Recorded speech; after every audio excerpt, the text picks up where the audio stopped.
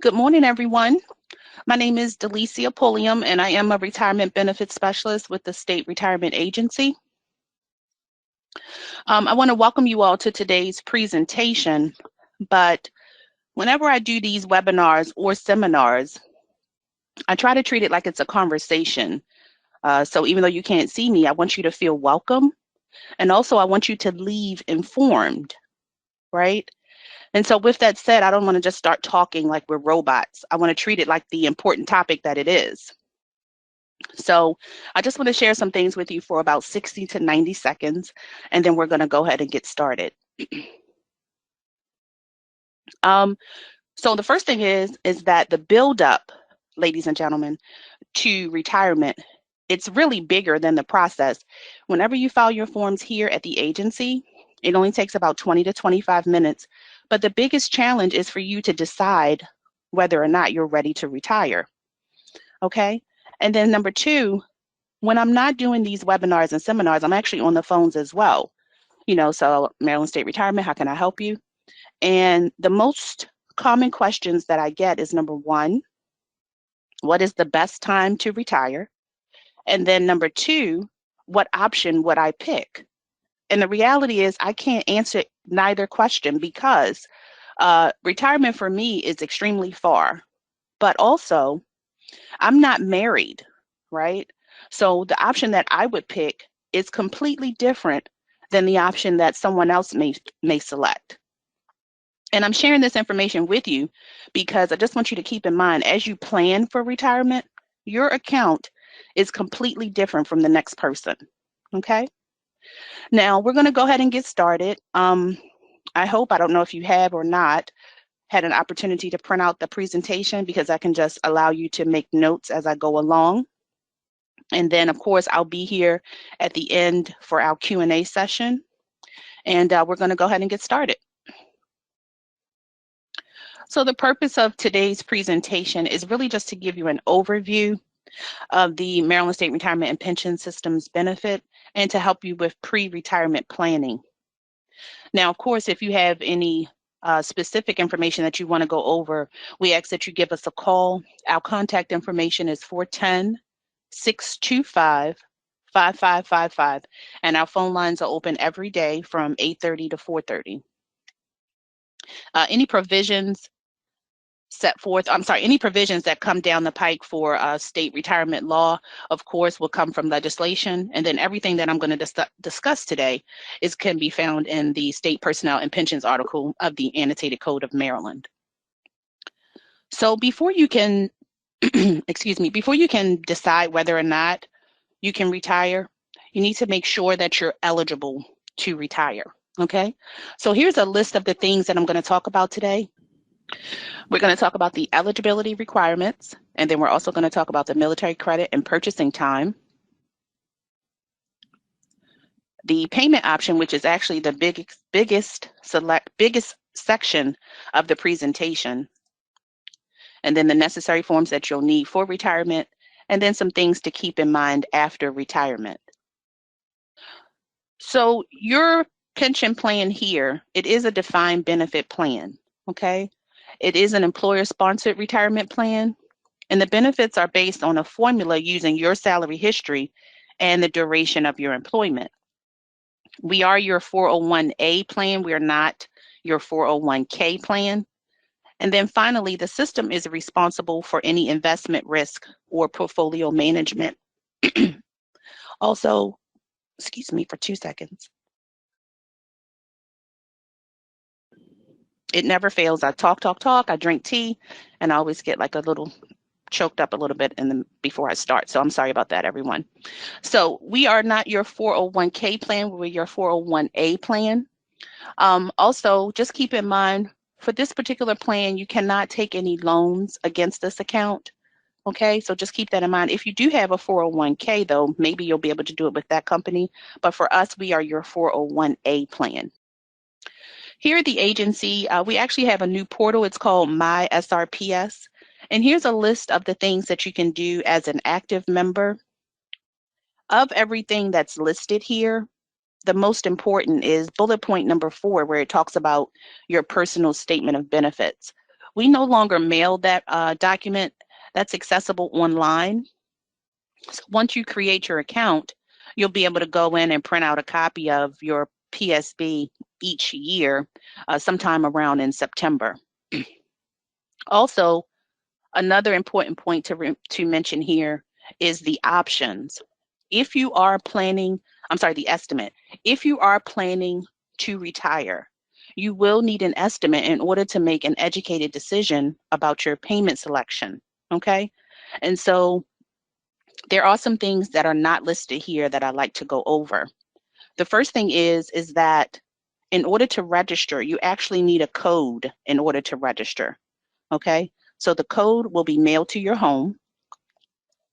You can either request that on our website or you can give us a call and we'll send it out to you. The code actually expires in 15 days. So whenever you get the code, it's not something that you can just put to the side. You want to go ahead and make sure that you register right away. Also, when you do create your password, I know this may seem minor, but the system is case sensitive, everyone. So I always recommend to keep your password and your entries lowercase so that in the future you don't have to remember, like which letter was capital, etc. So just try to keep everything lowercase.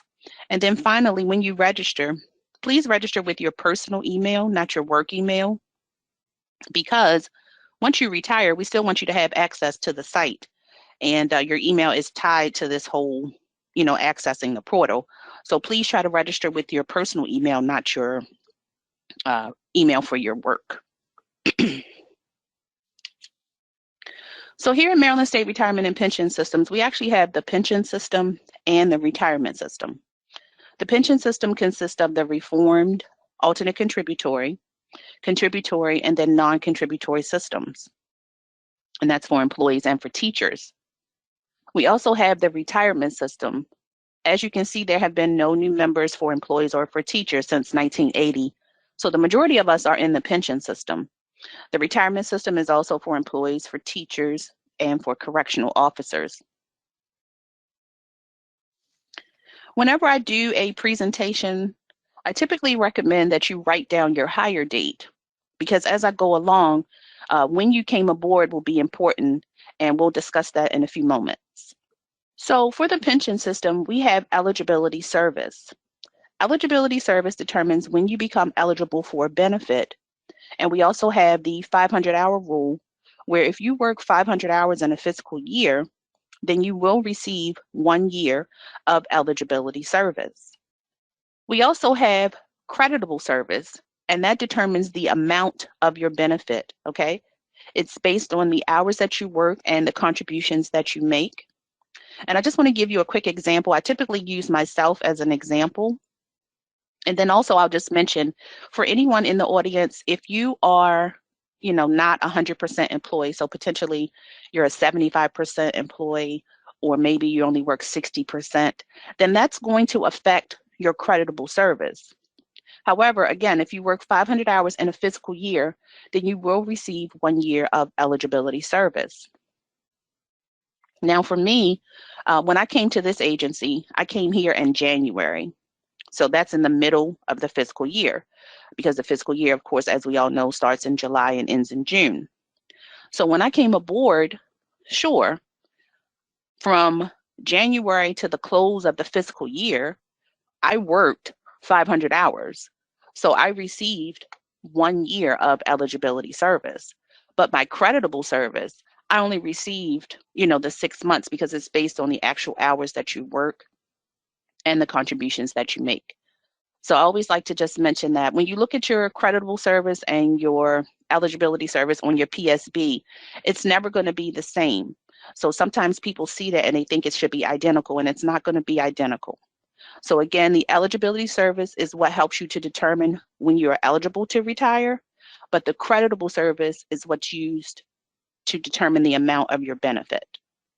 So for teachers and employees who are in the pension system, if you were hired prior to July 1st, 2011, then your full retirement benefit, you can collect that at age 62 with at least 5 years of eligibility service, or 30 years of service regardless of your age. We also have early retirement, but that's a reduced benefit, everyone. Early retirement, it is attractive, but the benefit is, the reduction is permanent. So for early retirement, you can retire at age 55 with at least 15 years of eligibility service. And then the reduction is 6% for each year that you're not age 62. Now, I want to give you a couple of examples here, and I want to really talk about the first bullet point. Up at the top, everyone, where it says age 62 with at least 5 years of service, that's the majority of us. You know, we've already dedicated that 5 years, so you're vested. We're just stacking those years of service and you're waiting for the age. You have to have age and service in order to retire. Now, the second bullet point where it talks about 30 years of service, for some reason, a lot of people maybe get overwhelmed and they think that you need both, and you don't. If you commit 30 years of service, then you're free to retire and your age is not a part of the conversation. Okay? And then as far as early retirement is concerned, when it talks about a 6% reduction for each year that you're not 62, if you retire at 61 and say, for instance, 6 months, then yes, you would receive a 6-month penalty because you're not 62. Okay? Now, as far as the reduction is concerned, this is where my SRPS comes into play. It's super helpful, everybody, because you can log in and see what your money is going to look like. And say, for instance, you're not really sure when you're ready to retire. You can log in and say, okay, I'm going to see what my payment would be at age 61 if I were to exercise early retirement. And then I'm also going to see what my payment would be at age 62. So when you log on and create a couple of estimates, you'll get to see your money and how the early retirement may affect you if that's something that you're thinking about. So for teachers and employees who came aboard on or after July 1st, 2011, then you're in the reformed pension system. And your full benefit is actually at age 65 with at least 10 years of eligibility service, or the rule of 90, where your age plus your eligibility service must total 90. Also in the reform system, we have early retirement. Again, it's a reduced benefit. So you can start early retirement at age 60 in this system with at least 15 years of eligibility service. And again, the reduction is 6% for each year that you're not 65 for this particular system. The one thing that I like to try to explain about the reduction, say for instance, you do retire 1 year early, that's a 6% reduction. And just think of it in the terms of a $100 bill. So instead of us giving you $100 each time, you're now going to encounter a 6% reduction. So we're only going to give you $94 each time. And I'm making that example, everyone, because that can be significant when you start talking about thousands of dollars. So just keep that in mind, okay? So for teachers, employees, and correctional officers in the retirement system, eligibility service and creditable service are the same. But again, this is for the retirement system, everyone. Your eligibility service and creditable service is earned on a month-by-month basis as the employee contributions come in. And then it determines the eligibility for your benefits and the amount of your benefit. Now, for teachers and employees in the retirement system, you actually qualify for a full benefit at age 60 or 30 years of service, regardless of your age. Now, again, we're talking about the retirement system, not the pension system. So that's why it jumps all the way down to age 60.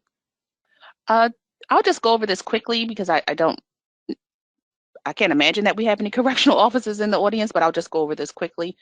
For correctional officers in the retirement system, you can retire at age 55 with at least 5 years of service or a straight 20 years of service.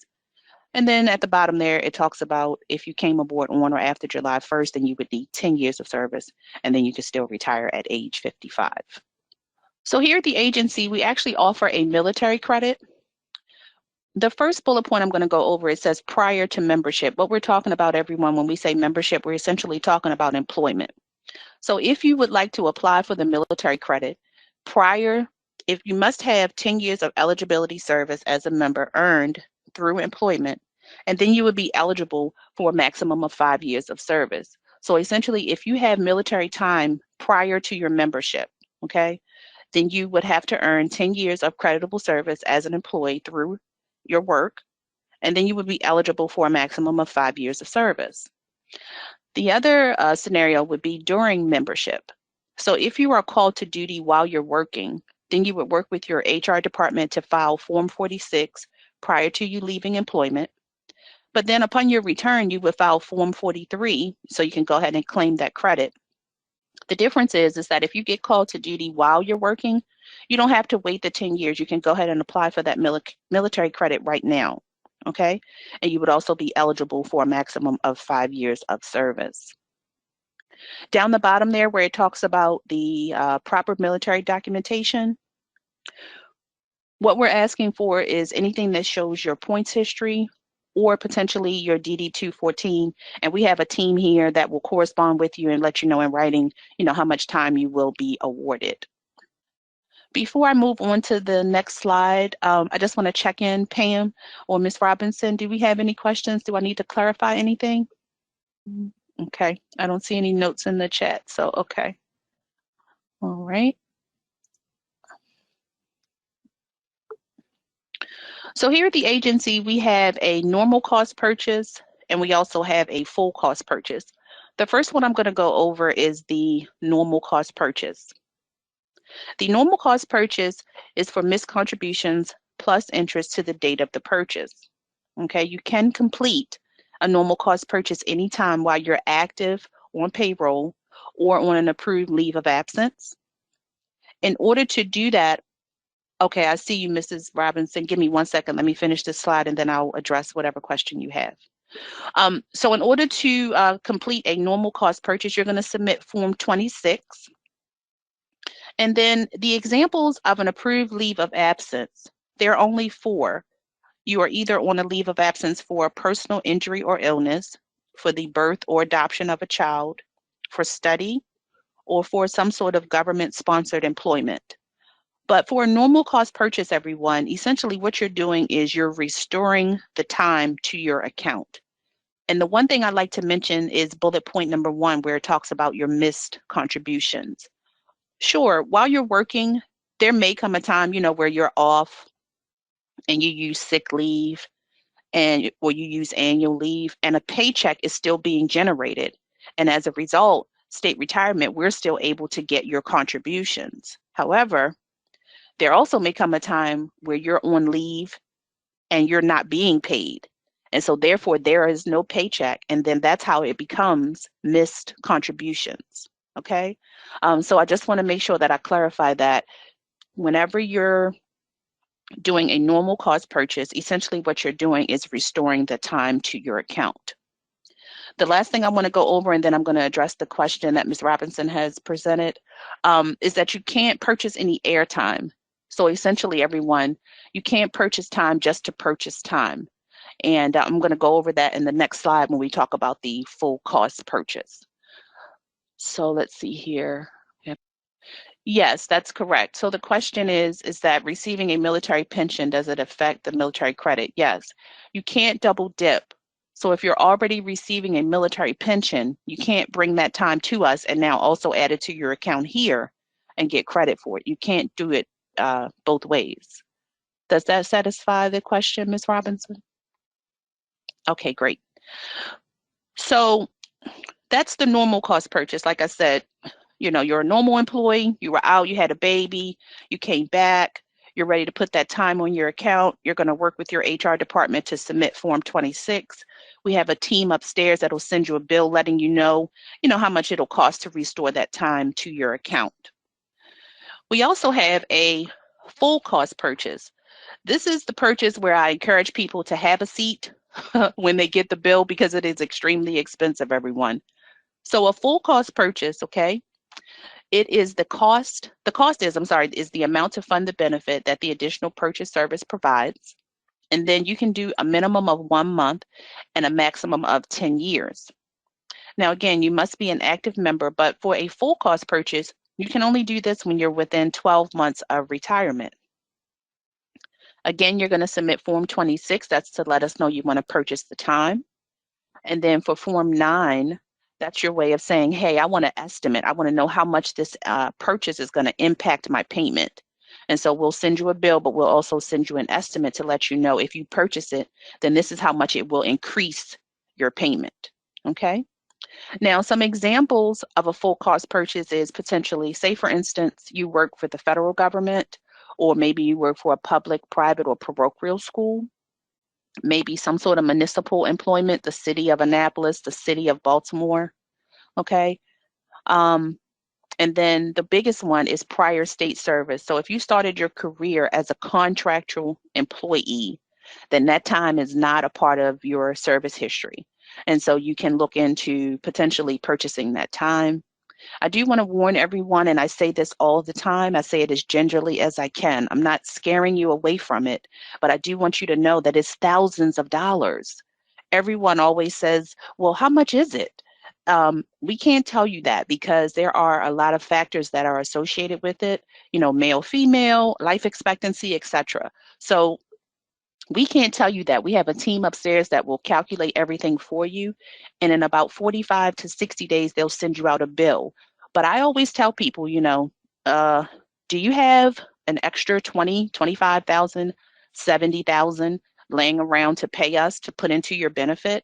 Just keep that in mind. It can be very expensive because you're putting in what you would have contributed, what the employer would have contributed, and then also the interest. So it gets very costly, everyone. The one thing I want to mention really quickly, and I don't believe I did, for the normal cost purchase, the maximum time that you can purchase is up to 2 years. And so essentially for the normal cost purchase, everyone, if you were off for a year, then you would have to purchase the equivalent of that. You would have to purchase a year. But for the full cost purchase, you can do a minimum of 1 month or a maximum of 10 years. So for the full cost purchase, you can actually manipulate the amount of time you are going to purchase. If you're interested in doing a purchase, you can use funds from your 457B, a 403B, or a 401k, and you can bring those funds over to us by using our form. It's Form 192. It's the trustee to trustee transfer form, along with your rollover check, and we will apply that to your account, to get your service added. I do want to give everyone just a heads up that this process is very lengthy. So if you're considering a purchase, please try to do it as soon as possible. And then also, because employers don't hold on to records like they used to, you're welcome to, get your time verified on Form 26, send it in, and just let it sit on your account. And then when the time comes and you're ready to purchase it, then you can call us and ask for a bill. And if you're going to use other retirement money that's out there, then you would use Form 192 to bring over that money to help pay for your purchase. So for unused sick leave days, you must retire within 30 days of terminating employment. The sick leave, it does increase your monthly benefit. However, it does not qualify you for a benefit. So essentially, it doesn't get you to that finish line. Okay. And then finally, the amount of days that you have are certified by your employer at the time of retirement. So typically, we always suggest, just transition directly from payroll over to retirement. So there's no gap in time, and that way you don't run the risk of losing your sick leave. Okay, so just as a point of reference for any of my note takers, you're always going to retire the first of the month. So I'll use March as an example. You're going to come off of payroll March 31st, but then your retirement date would be April 1st, like that. Okay, now the other question that I get is, how much does the sick leave impact my payment? So for every 22 days of unused sick leave, that equals 1 month of service. Okay. And then if you have an additional 11 months or more, then that's an additional month of service. Now, the maximum is 15 days per year of service that may be credited. You should have access to the unused sick leave chart, and you can take a peek at that and kind of match up what you have compared to the maximum, and you can see the amount that you'll be able to claim. Now, when you talk about using My SRPS, again, everyone, this is a great opportunity to log into your account. And what you can do is you can create an estimate. So say, for instance, you're trying to decide if you want to retire September of this year. So what you can do is you can go in, create one estimate for September, and the computer is going to ask you a question about your sick leave. And what you can do is leave that section blank, right? Just put in 0. Then go back in and do another estimate for September. And this time you're going to plug in the amount that you have.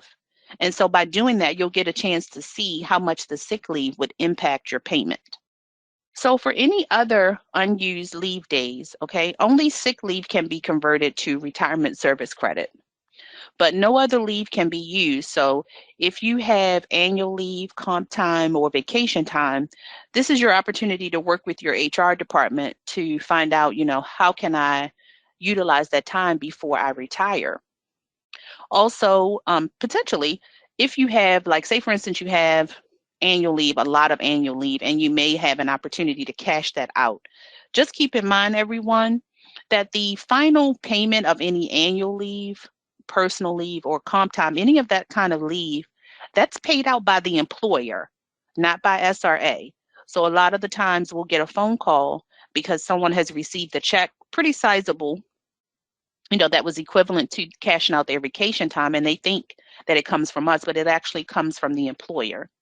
So when you're ready to retire, these are the kind of things that you want to make sure that you make notes about, just so that you can be prepared to, number one, not leave any money on the table. And then number two, make sure that you understand, your money as it's being cashed out accordingly.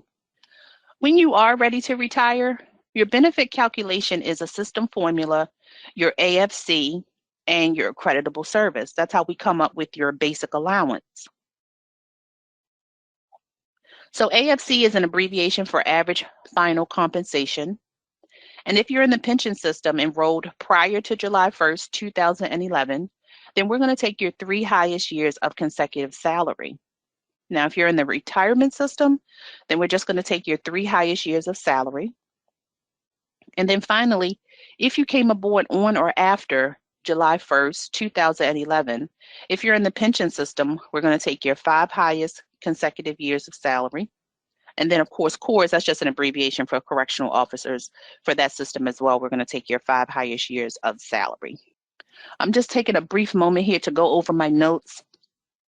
One thing I'd like to mention on this slide is the first thing is sometimes you may hear someone from private sector, potentially Verizon or, what have you, and they'll say, I'm retiring with 75% of my salary. We don't calculate your benefit that way.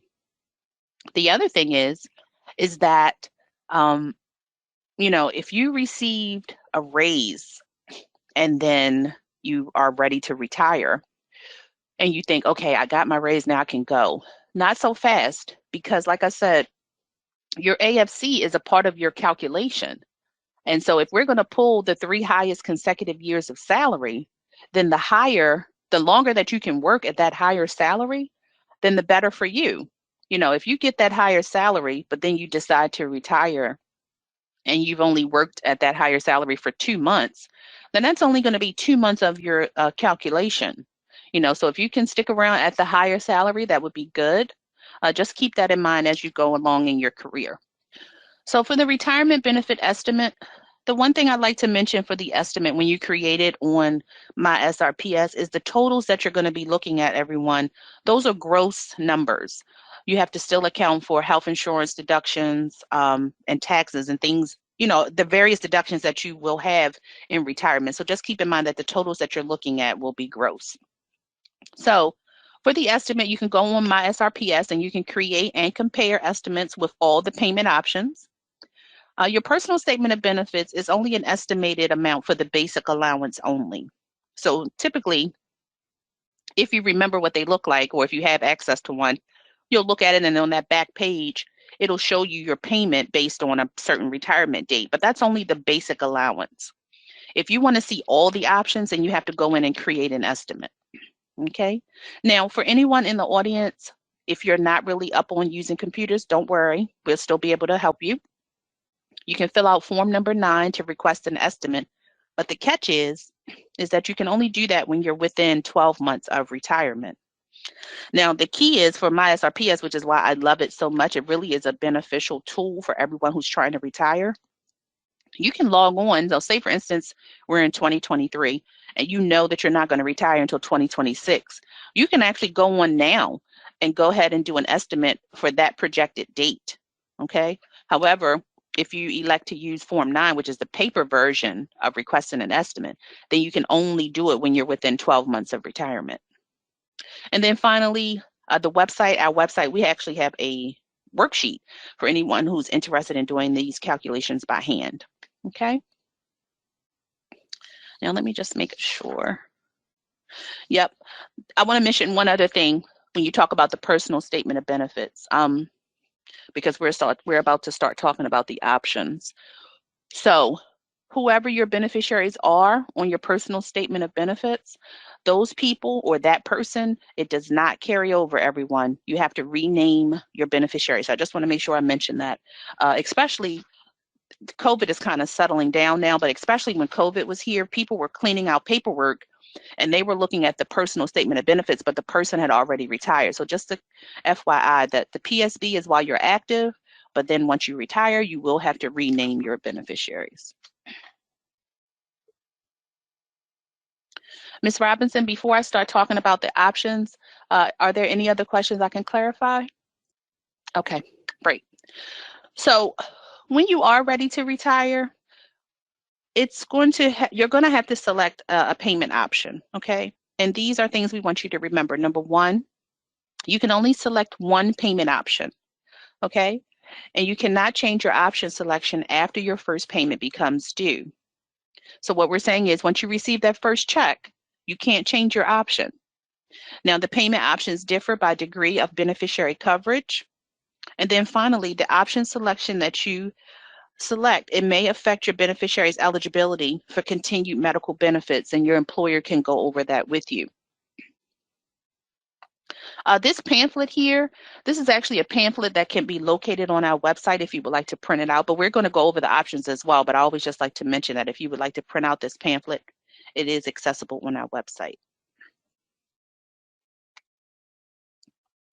So for choosing an allowance option, you can name anyone as your beneficiary unless that option has an age restriction, okay?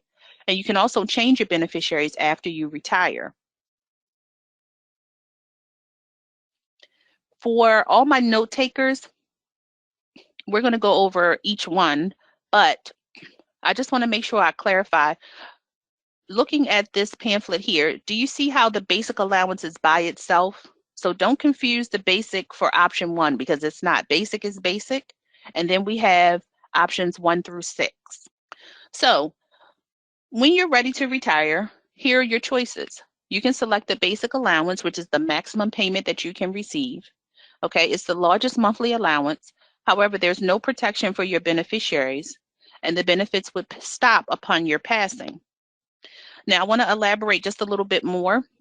If you select the basic allowance, okay, if you pass away the 1st through the 15th of any month, then there is no payment to make. If you pass away the 16th through the end of the month, then we will pay that month's payment only.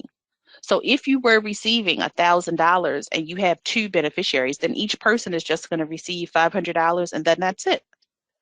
Okay? Now, the problem is that sometimes, life comes and things happen unexpectedly.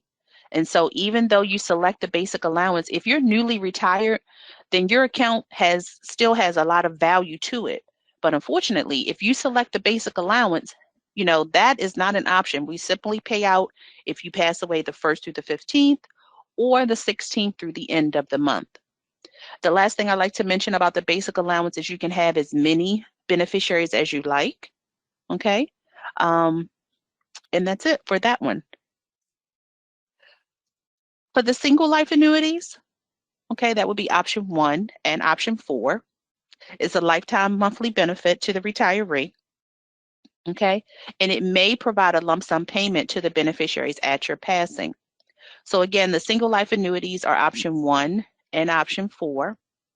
Again, you can have as many people as you like for your beneficiary. And when we say reduced, everyone, it's not a drastic reduction, but it is less than the basic allowance. And you'll see when you do your estimate online. We also have the dual life annuities. That would be option 2, 3, 5, or 6. It's a lifetime reduced monthly payment to the retiree, but it also provides a continued lifetime monthly benefit to a sole surviving beneficiary. So for the dual life annuities, everyone, that would be option 2, 3, 5, or 6. For those particular options, you can only have one person as your beneficiary. Okay. And the example I typically use is last year I did a seminar, and afterwards someone wanted to talk to me and she couldn't wrap her head around it because she had already had in her mind that she wanted to name her husband and her daughter. But she was looking at a dual life annuity. And I just had to, gently remind her that you can only have one person as your beneficiary. Okay. So as we start talking about the options, the other thing I want to make sure that everybody remembers, or if you want to write it down, this is a lifetime payment for the retiree. So when we start talking about how to pay your beneficiaries, just keep in mind, everyone, that this is a lifetime payment for the retiree. But we are asking you, what do you want us to do with your account, in the event that something happens? But again, this is a lifetime payment for all retirees. Now, for option 1, it's a lifetime monthly benefit to the retiree, and it provides a full return of the present value of the retiree's basic allowance. And the survivor benefit would be that your beneficiary will receive the remainder of your present value, if any, in a single lump sum payment. Okay? Let's see here. So here's an example. You run an estimate online, you look at your options, and you like option 1. Now, for option 1, your monthly payment would be $2,645 per month, but the present value, the total value of your retirement account at the time of retirement, is $372,530. While every month that we pay you, we're going to subtract $2,645, okay? And so the beneficiaries may be paid any remaining balance in a lump sum payment. So say, for instance, you retire, things are going well, and then all of a sudden, unfortunately, you pass away. And that present value is still, has some dollar amount associated with it. And so say, for instance, it's gone down to, I'll just say 75,000. Whoever your beneficiaries are, we're going to divide it accordingly and pay it out. So if you have 3 people, then we're going to divide it by 3 and pay it out. Now, the reverse of that is that if you select option 1 and you live a long life, which is what we hope, okay, then unfortunately the present value will exhaust at some point. It will go to 0, but it's a lifetime payment for you. But, unfortunately, there wouldn't be anything to pay for your beneficiaries. We would have to default to, the time of the month that you passed away. But again, the other example I like to give with this, and I hate to sound like a broken record, so I don't know if anybody in the audience has attended a previous webinar that I've done, but I've had people say, okay, I want to select the basic allowance because I want the highest payment that comes to me. But I have seen it, everyone, where they select the basic allowance and then something happens and their family is really in a tight spot because we pay it out based on, the time of passing. And so just keep that in mind, that the basic allowance is an attractive option, but at least with option 1, we could pay the present value if there is a balance left, okay? We would pay it accordingly to your beneficiaries. Also, for the beneficiaries, you don't get the opportunity to say, well, I want this person to have this amount and I want this person to have this amount. If there are 2 people or 4 people, we're just going to divide it accordingly and pay it out equivalent to the amount of beneficiaries that you have. So the other single life annuity is option 4. It's a lifetime monthly benefit to the retiree, and it guarantees a return of the members' accumulated contributions and interest. And the survivor benefit would be the beneficiaries would receive the remainder of the accumulated contributions and interest in a single lump sum payment. So here's an example.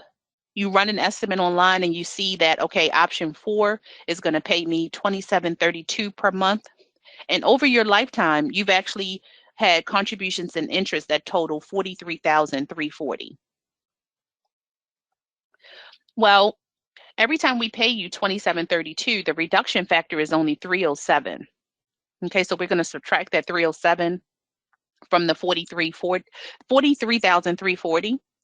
And then eventually, as I stated, even for the present value, and the same thing here, eventually that will go down to zero. However, if something were to happen, then the beneficiaries, the last bullet point, the beneficiaries would be paid the balance in a lump sum payment.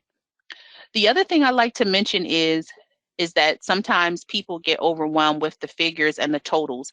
I just want to encourage everyone that these are the same, it's all the same pot of money. We just have actuaries that have figured out different ways to pay it, but it's all the same pot of money, everyone. So I don't want you to feel like you're being shortchanged or anything like that. It's all the same money. We've just figured out different ways to distribute it.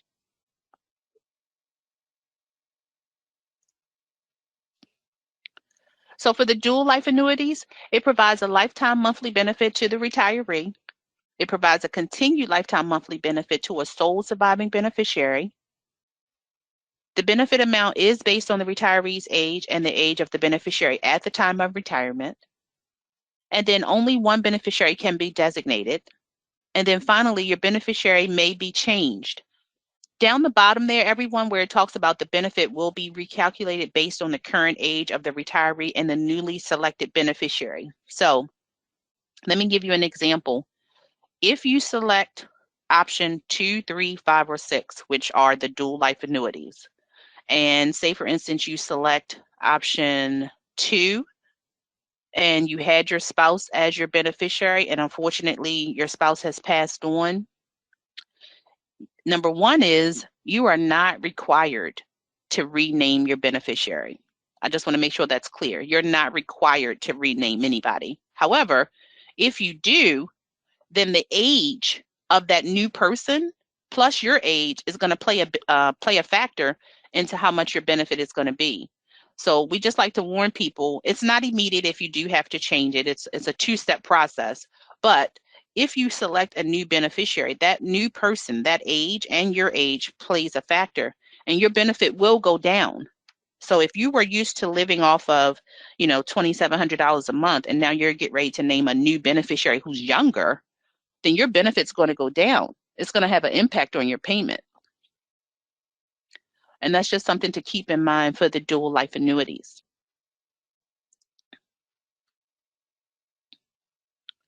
So for naming a beneficiary under option 2 and under option 5, the IRS requires that you may not designate a beneficiary who's more than 10 years younger than you unless the beneficiary is your spouse or a disabled child. So for all of my note takers in the audience, option 2 and option 5, these are the only options with an age restriction. Everything else, there's no age restriction, okay? And essentially what we're saying to you is that if it's your spouse or it's a disabled child, age is not an issue. But if it's anybody else, they can be no more than 10 years younger than you. So for option 2 is 100% survivorship. It's a lower monthly benefit than the basic allowance, but it provides 100% of the benefit to the beneficiary after you pass on. And then, of course, the benefits would end when you pass away and when the beneficiary has expired as well. Option 3, it's a 50% survivorship, okay? So option 3, 50%, everyone. I just like to remind everyone that's just another way of saying half. So essentially, for option 3, if you were receiving $1,000 in retirement, then your beneficiary would receive $500 for the rest of their life because it's a 50% survivorship. So for option 3, it's a lower monthly benefit than the basic allowance. It provides 50% of the benefit to the beneficiary after you pass away. And then the benefits would stop upon your passing and upon the death of the beneficiary as well. For option 5 is a 100% survivorship, but it also has the pop-up provision. So option 5 provides a lower monthly benefit than the basic allowance. It provides 100% of the benefit to the beneficiary after you pass away. It provides that the month.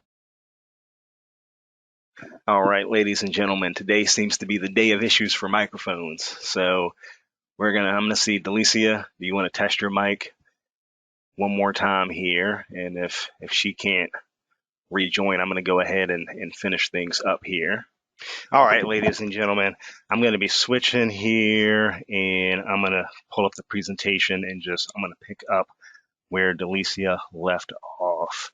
So this will just take me another minute or two. And sorry about the technical issues there. It was definitely a computer hardware, software issue that Delicia may have had going on there. All right, ladies and gentlemen, I'll be sharing my screen here. And I'm going to pick up right where Delicia left off. So sorry about that. And she is one of our best presenters, and we do 80 of these things a year, and very rarely do we have a technical problem, but every once in a while it happens. So Pam, I just want to confirm that you can hear me and see my screen. It should be the same screen that Delicia was on for the dual life annuity payment option 5. Once you confirm that you can hear me and see me, I'll just continue on. All right, outstanding. So let's go ahead and finish this up for you, you fine ladies and gentlemen here. So payment option 5 is a dual life annuity, as Delicia was talking about, pays 100% survivorship. So that means that your survivor will receive the exact same dollar amount that you receive. And if your survivor predeceases you, passes away before you do, then you would be able to pop up to the maximum benefit, the basic allowance. And that is the way that the pop-up option works. So again, whatever your dollar amount is, if you pass away yourself, then your survivor will get the exact same dollar amount, 100%. And if that survivor predeceases you, again, you will be able to pop up to the basic allowance, the maximum benefit. Payment option 6, this is 50% survivorship with a pop-up, meaning that the survivor, if you pass away, your survivor gets 1/2 of your gross amount. And again, if that survivor predeceases you, then you will pop up to the basic allowance, the maximum benefit. And that is how that option works. So whatever your dollar amount is, they get the same thing if you die as the participant. If that individual predeceases you, you will then be able to pop up and get the basic allowance. So that is the unique difference with the pop-up provisions. If you have options 2 or 3, if your survivor passes away first, you continue getting the same dollar amount. Whereas with options 5 and 6, you can then pop up to that maximum benefit. With that pop-up option, you can technically name a new beneficiary if you'd like. Of course, your benefit gets recalculated, and it may go down. It may even be less than what the original benefit was if you name a new survivor. So very rarely do we see someone with a pop-up. They have to pop up for at least one check. But once people start getting that maximum allowance, very rarely do they want to drop back down, particularly if it's going to be lower than what the original benefit was. So that is always a two-step process. If you have a dual life option, if you have 2, 3, 5, or 6, we do require you to get a new estimate if you're going to name someone new. Hey, here's your new dollar amount if you name this new beneficiary, and here's what your payment amount will change to. You have to do that before you can actually finalize that change. So it's a two-step process in that scenario. So finally, once you have gotten your estimates, be it with My SRPS or Form 9, and you're ready to submit your retirement paperwork, we generally recommend that you submit the paperwork at least 2 months out prior to your retirement date. You can submit it earlier if you'd like. That's just our general recommendation. That enables your employer to add their portion. They have to report you're on sick leave, and they have to certify your last day on payroll. That gives them sufficient time to do that and get that form to us in order for us to process as well. So you want to submit these through your employer roughly 2 months out from your retirement date. The necessary forms for retirement are specified here. You have your application for service retirement, Form 13-23. That's the form that you get notarized, and that's where you choose your retirement payment option. There is a direct deposit form number 85, that you submit for direct deposit. You want to include proof of account ownership. So like a voided check, a copy of a deposit slip, or a copy of your bank statement or credit union statement. We need something that shows your name, your account number, so it shows proof of ownership of that bank or credit union account. If you are choosing a dual life option, option 2, 3, 5, or 6, specifically, you want to include proof of birth for your beneficiary because we will not have that information on file. Typically, the only exception would be if your spouse is also a pension plan participant as well, but or spouse or whoever that survivor might be. So you do want to include proof of birth, so a copy of a driver's license, passport, or birth certificate are examples of proof of birth, and we only need a photocopy. You just need a copy of one of those three items. And finally, there's the federal withholding form, IRS form W-4P, and also the Maryland state tax withholding request, which is for your Maryland state tax withholding. That's form 766.11. And if no federal form is provided, then we have to default to the federal tax on the benefit being filing status of single. So that's the IRS default if you don't do a withholding form. These forms are available on our website, but your personnel office will likely have them as well. Retirement payments are always deposited on the last business day of each month. You can see your payment history if you are registered for my SRPS. So you can see your payment history in there, and the automatic advice slips or pay stubs, as people call them. We still only mail those out twice a year, January and July. We typically mail it in January because that's usually when premiums are going to change. If you signed up for health benefits through your employer and they're certifying your premium to us, your retiree premium for health benefits, you'll see that there's usually changes in January for most employers. And then in July, of course, that's when the COLA is effective for cost of living. So for that reason, we send pay stubs out by postal mail, but only twice a year. And again, payments are always made on the last business day of the month. My SRPS is even better for retirees. It's a great resource for active members, obviously. You can get your estimates, but it's even better for retirees, and we're always working to improve it. You can view your documents and your payment history, as I mentioned. You can update, as a retiree, you can update your contact information.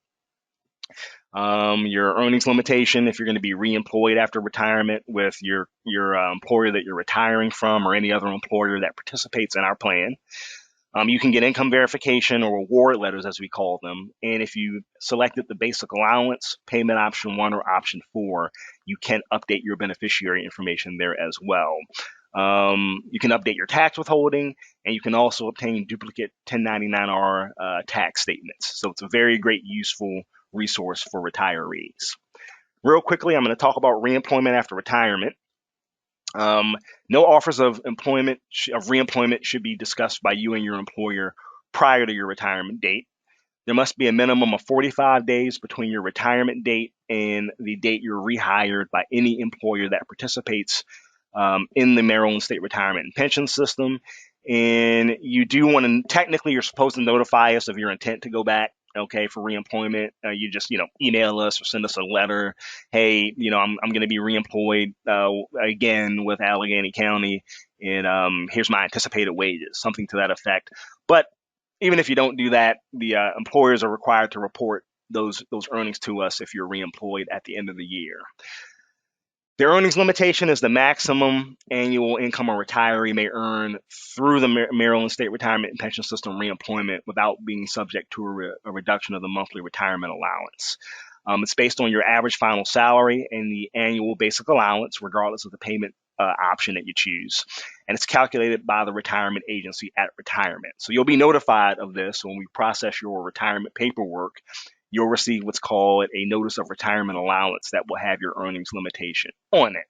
Now, the rules with regard to the earnings limitations can be a bit overwhelming. So the way that I like to tell people to do is ask yourself one simple.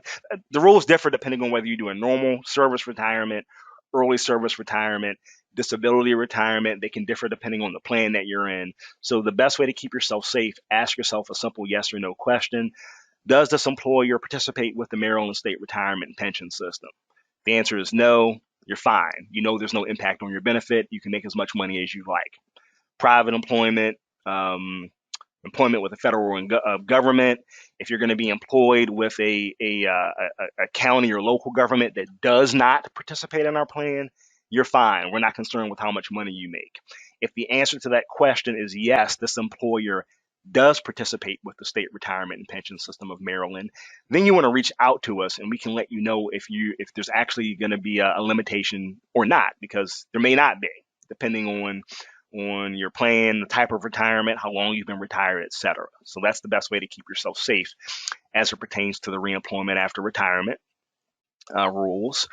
Cost of living, this is the final big subject, so we're almost at the end here. Cost of living adjustment, or COLA. We do provide an annual COLA to our retirees. It's always effective in July.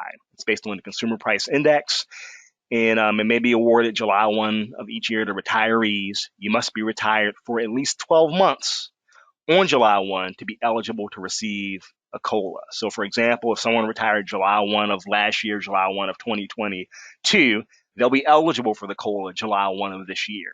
If they retired on August 1 of 2022, July 1 of this year, they've only been retired 11 months. They're going to have to go around the calendar twice. They'll be eligible for their first COLA July 1 of 2024. The biggest thing I want to stress with the cost of living adjustment is retirees, it's important to understand that all COLAs aren't the same. The COLA that active employees get is separate from the employees that retirees get through us. Our COLA is separate from Social Security's COLA. It's also separate from the COLA given by any other state or local pension plan. While most plans use the Consumer Price Index, the COLAs are awarded at different times of the year. They're averaged at different times of the year, so they're never going to be exactly the same.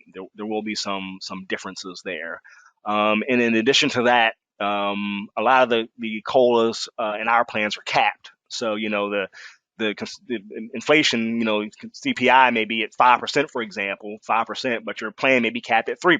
So that does occur. So it's very important to understand that we do usually release the COLA in April or May each spring before it's effective in July, and we usually post the details about it on our website, and we include it in the retiree news and notes newsletter that we mail. Important points to remember during retirement: do your best to keep your contact information up to date, your beneficiary information up to date, and your tax withholding up to date. Okay, you would have to change that. You're responsible for making those updates. And again, just contact us if you're going to return to an employer that participates in our pension system, be it contacting us by letter, by email, or by phone. Just reach out to us and we'll let you know whether or not you'll be subject to an earnings limit.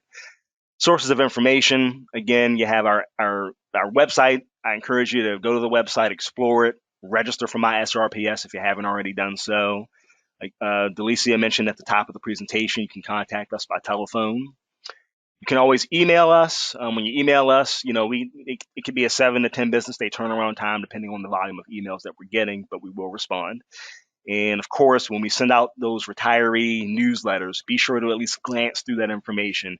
There can be some useful information in that newsletter for you. So thank you very much for your time. I apologize for going over here. I think I went over about 7 or 8 minutes or so. But if there are any remaining questions, by all means, you can always email us. You can always contact us directly. I'll leave it up to Pam at this point, since she is facilitating this presentation. If there's not enough time for any additional questions, so be it. I know there's other presenters and other speakers. If you do want to ask a question or two, Pam, feel free. Just let me know. If I'll wait to hear you reply. If there are no questions, then I'll go ahead and sign off. Okay, no questions at this point. Well, thank you again, ladies and gentlemen. Sorry for the technical difficulties, but we got through it. If you have any other questions, by all means, just reach out to us. Take care and have a great day. Goodbye.